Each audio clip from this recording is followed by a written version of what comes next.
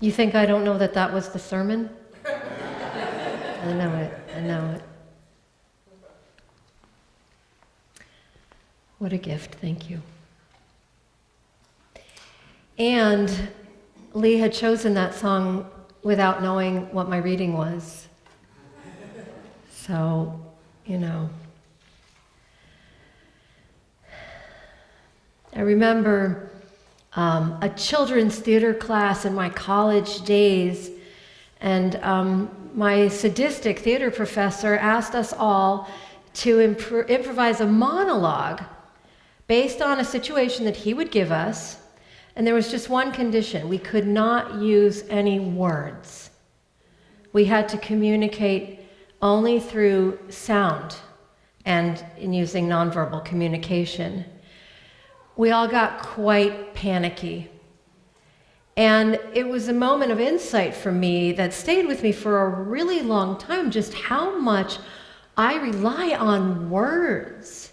In fact, I rely on words too much. I thought about it, we all do, because the meanings of words shift constantly. And language is always limited, and it's unreliable. Words can be so divisive. We certainly have seen how that happens. And I'm sitting here right now at the computer, and this is what I have typed on the page, trying to find just the right words to say to you tomorrow morning, i.e. right now, about singing. Ironic. I have deconstructed and rearranged this sermon multiple times over the week. In the end, I know and am grateful for the fact that it's the music that we hear and that we share in our worship that communicates spirit more effectively than the spoken word can almost ever do. It humbles me.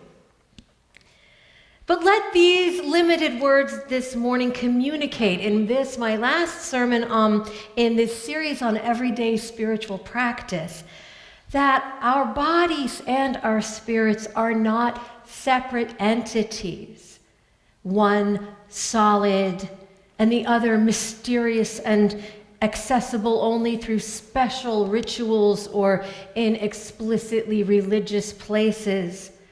But we are a unity, a whole. You are one integrated being. You are mind, body, and spirit. One is not necessarily higher, purer, or more holy than the other, despite what we have heard all our lives. Almost everything this series has meant to impress upon us all, that almost everything that we do throughout the course of an ordinary day, cleaning, cooking, driving, whatever it is, whatever our age, whatever our physical ability, whatever our state of mind, can bring us to a deeper connection to the source of life, if we but allow that, and therefore connect us to a sense of the peace that passeth understanding, to shalom, wholeness. It just depends how we do those things. I conclude this series on everyday spiritual practice with singing because it's a natural and easy and instinctual expression of the ruach, the breath of life we all possess, that too many of us have become convinced should be reserved for the choir or the professional. Too many people who might find a sense of liberation and joy in singing don't allow themselves to do it, as Mark said, because someone once told them that they couldn't carry a tune. So please stand in the back and just mouth the words. Or they weren't good enough singing. Singing and not singing is a metaphor for the many ways that we can repress and hold ourselves back from being fully alive, from the full, free engagement with existence. One of my favorite hymns asks what I think is really a deeply spiritual question. How can I keep from singing? What keeps you from singing? We sing here together most Sunday mornings, and I know, because I'm up here, I get to see all of you. I know how many of you are holding your breath, squinting at the page, anxious about getting the right note, reading ahead to see if you agree with the lyrics, which is a particularly Unitarian Universalist thing to do. But I want to ask you, if you won't just release your ruah, your voice, breathe into your freedom and make some noise without fear, who's going to do that for you? Because you're it. This is the version of life that exists. You know, it's when your story is over, when your life is over, you shall not come again. You are a unique witness to creation. Your song will never be sung again in creation. So singing fully and without inhibition is not only about bringing a song to life, it's about bringing yourself more fully into the song that is your life. Do you remember last week we sang, Life calls us on, life calls us on. And the choir, there was a soloist and the choir sang the verse, and then we sang, love calls us on. And it was just so wonderful because we didn't have to look down at the words. It was just those simple phrases, and we became a glorious chorus of people making a faith statement. We believed in what we were singing. We needed to hear what we were singing. And we brought the song to life, and the song brought us to life. So through the week, I was finding myself singing that, love calls us on. And I felt like, that got into me. What a good thing to get into me like that. I've noticed in working with social justice groups, and particularly with ECHO, our organization here on the North Shore, that we close almost every gathering with a song. And these songs are always easy. They have just a few simple phrases that everyone can learn right in the moment we stand up. And you know, it's a little awkward for me to do this. It feels a little cheesy. I'm just going to be honest with you. Sometimes it feels this little light of mine, you know, because it's just like, it doesn't have the piano, and it's unaccompanied voices, and then we don't all sound great.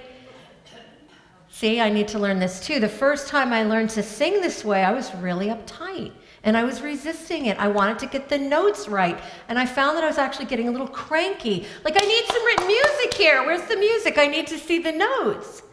And then I also felt a little left out because it felt like everybody there knew this song but me.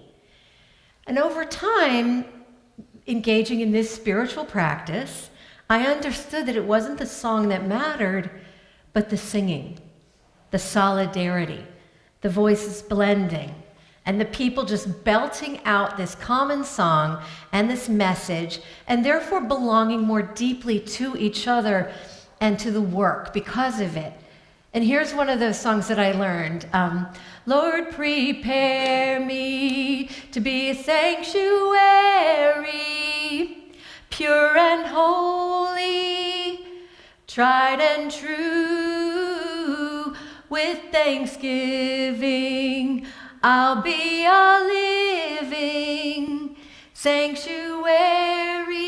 I don't even know how it ends. For you. Lee, you know this one, right? Is that okay? So I'm going to teach it to you because we're going to have this experience. So it goes, Lord, prepare me. Just sing that back. Lord, prepare me to be a sanctuary. To be a sanctuary, pure and holy, tried and true,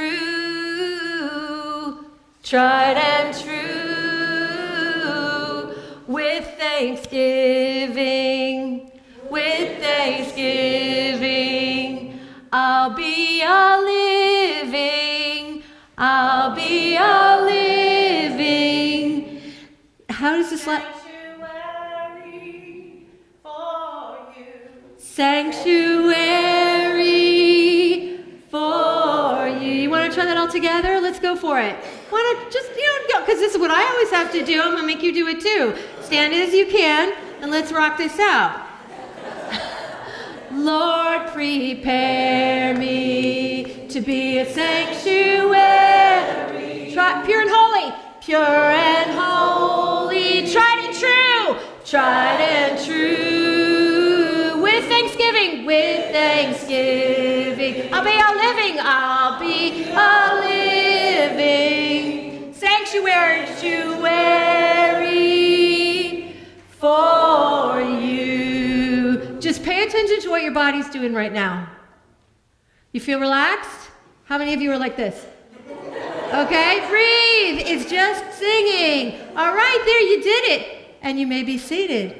That's what it is. It's just, and that song can be something that we bring back whenever we want to, because now we know it.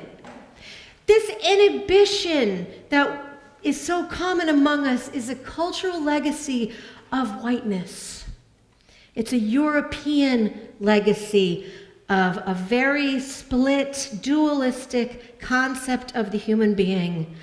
Body over here, to be managed, repressed, controlled. Spirit over here, holy, hierarchy, heaven. We are one.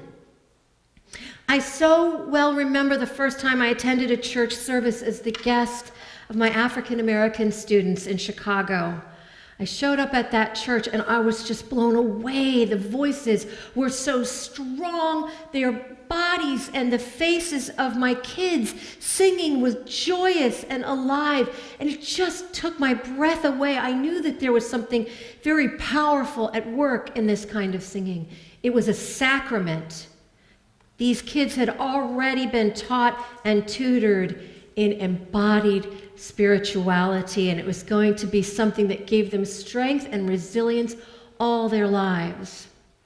When I was an assistant minister later at a large Unitarian Universalist congregation in the very white suburbs of Philadelphia, we invited a gospel ensemble to sing on Martin Luther King Sunday. And after that service, I heard many of our parishioners remark, "That's the happiest we have ever been in a worship service." And I think that what made the congregation so happy was to be given permission to move out of our heads and into our bodies more. The singers of the Maddie Carter Ensemble modeled for us and invited us into the joy of letting our whole selves become an instrument of the Holy Spirit, the Spirit of life, the animating force that moves through us always and makes us, if we let it, clap and shout and not care what we look and sound like doing that, because it's not about us. Sharing this joy with them, we all began to understand, oh, they're not giving us a concert. This is praise. This is praise. They would do this whether or not there was a congregation or audience there at all. This is a human expression. This is a witness to survival, the survival and resilience that they share despite their community's historical experience of oppression, enslavement, and violence. Despite the differences in our theologies, we were all clapping, stomping, liberated, rejoicing in our shared belief that revelation is not sealed, and there is hope to be had if we stay the path of love. Suddenly, no one was looking ahead to see if they agreed with the lyrics, and the atheists and humanists and Christians and people of Jewish heritage and Buddhist Jews and pagans, all alike, were singing their hearts out, being in my Savior's hands, and we're singing God's praise because amazing grace has saved a wretch like me. We were all in it. We were fully in it. There is nothing sadder to me than people who tell me they'd like to sing, but they have a bad voice. There's no such thing. If you can cry, you can sing. The two are actually very closely related. They're primal, not performative. Would you tell a baby to stop crying?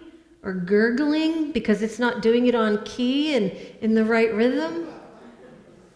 The great American author Willa Cather wrote, "The voice is a wild thing. It cannot be bred in captivity." Lee, who is so talented a singer that people buy tickets to see her sing and to act, and who wins awards for her work, was sharing recently her struggles with freeing her voice, a beautiful instrument that can nevertheless become caged and constricted when, as she puts it, she gets all up in her head about it. So even someone with a glorious talent and instrument, singing should do the opposite of make us afraid. It should give us courage.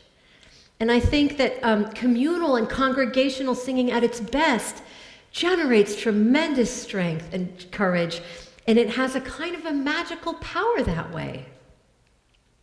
In Toni Morrison's novel, Beloved, a formerly enslaved woman named Sethi is living in Ohio in a community of freed blacks, and she's being haunted by the incarnate ghost of the daughter that she killed as a baby rather than allow that toddler to be claimed by bounty hunters, slave hunters. It's a devastating story. The ghost comes back in the form of a grown young woman. We just call her Beloved. And she wreaks havoc on Sethi's life. She's a vampirish spirit sucking away at Sethi's life force day by day. Eventually, the word gets out in the wider community that this hungry ghost is destroying Sethi. And Sethi is dying. And although the church ladies in the town disapprove of Sethi, knowing of her terrible deed, the infanticide, they determine, they hear what's happening to her, and they feel compassion, and they determine to rescue her from the malevolent spirit. One afternoon, the ladies make their way over to the street outside the house where the ghost and her mother are battling it out, and they begin to pray.